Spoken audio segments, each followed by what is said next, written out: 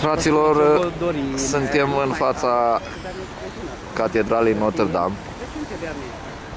Ea are un brad în față extraordinar de frumos. Da. Extraordinar, uitați-o. E superbă. E superbă. E multe lucruri.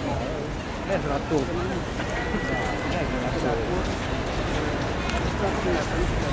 Lume multă. Este ora 7:30. Foarte multă lume. E super adevărat.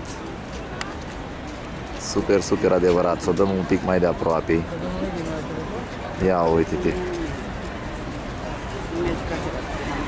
Ia uitați-vă, copii. Ce frumusețe aici.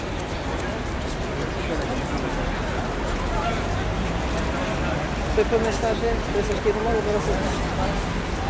E super adevărată.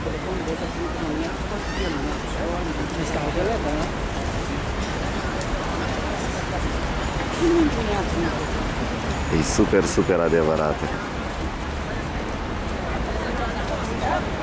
Multă lume, multă frumusețe.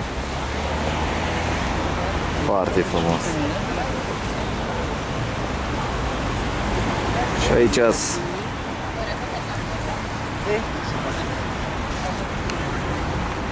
colegul Radu și Tatiana, care se chinuie să-și aprindă acum o țigară, că bate vântul. O cunoașteți, nu? Soția mea. Soției cine știe. Că eu nu mai țin, așa. Că mi-au făcut pagubă în ciuperci pe aici, la învelit în buget. Păi dacă nu mi-ai cumpărat nimic de Moș Crăciun, te-am prins. Mai prins la cotitură de acum, nu? Ai vrut să ne iei din Belgia? Radu, el e de la Maramu. 7 euro era taxierul la Mitel. Aici în spate, ce vedeți, e prefectura de poliție.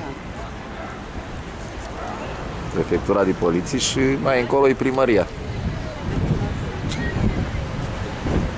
Ce ții? Din partenerii de care și-o luat el, mai bine la așa. Lasă, mamă, că tu ții de la Oriflame. Dar de ce să nu mi-au și unul din fața mai bine și tu? Și spray-ul ăla din miroasă, așa cum a plăcut. Frumos, foarte frumos, extraordinar de frumos. O să mergem puțin și pe lateral, să o vedem și din lateral, nu?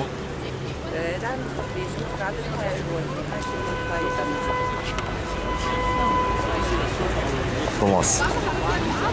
Hai să mergem mai aproape, mai să vedem ce. Păi mai aproape trebuie să mergem, hai. Și pe camera altfel vezi sculpturile alea.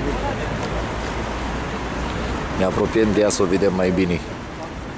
Că numai la distanță. Dacă am găsit undeva un loc la 12, ceva, stăm jos acasă, nu neapărat în mașină. Da, n-ai unde pe Șanzelizia, n-ai văzut ce e acolo? Șanse de ce? Da, unde? Locul stăm, el, gata, șanse. Păi unde? Hai să stăm. Nu știu unde, eu dacă am găsit. Nu ți-am zis eu unde să merg. Stăm jos? Undeva, da, unde te-au zis. Uscat. Da, nu stau pe pietul ai zis. Era la cafeluță undeva. Costă aici 10 euro. Da. 10-15 euro te costă cafea. 10 euro? Nu știu. Uitați-l ce superb e. Fantastic de frumos. Și bineînțeles și catedrala, care e imensă,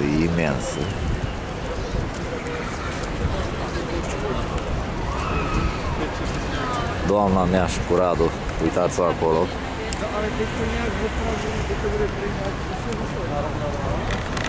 Mă duc după ei. Trebuie să ne apropiem să vedem și noi sculpturile alea, că sunt extraordinar de frumoase.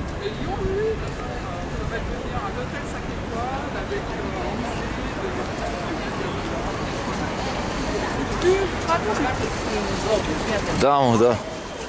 Cred că se poate intra înăuntru. Tu știi ce migălos să pui tatea glovuri pe el? Păi, dar să fumăm țigările alea, dar te plătim, dar nu e degeaba. Păi, dar tu crezi că e degeaba?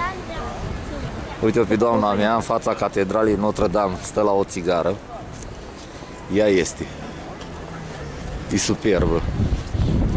Dacă vă arăt ceva, să încerc să vă arăt. Ia uitați ce sculpturi are pe ea.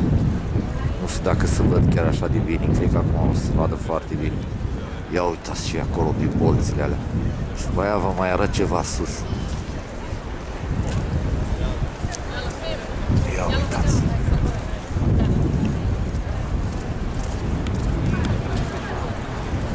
Ia uitați ce e acolo. Ia uitați.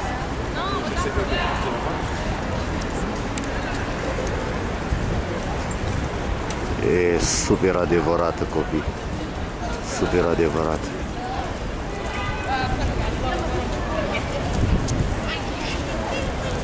Ia uitați.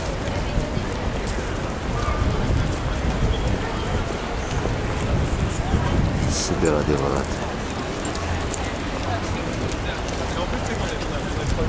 Am să cobor camera că mă dorm mâini, nu mai pot. Și ea e înaltă.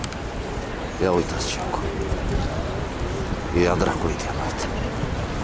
Gata, cobor camera.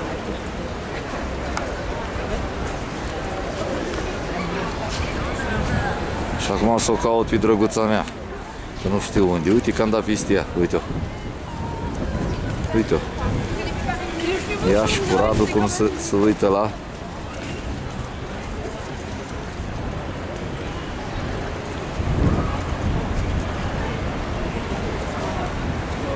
Ia uitați la ei. O frică mulă. M-au văzut, fac din mână. Hello.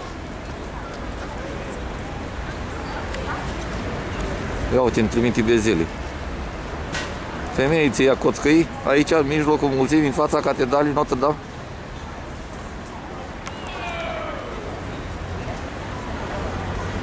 Ia uite la ea.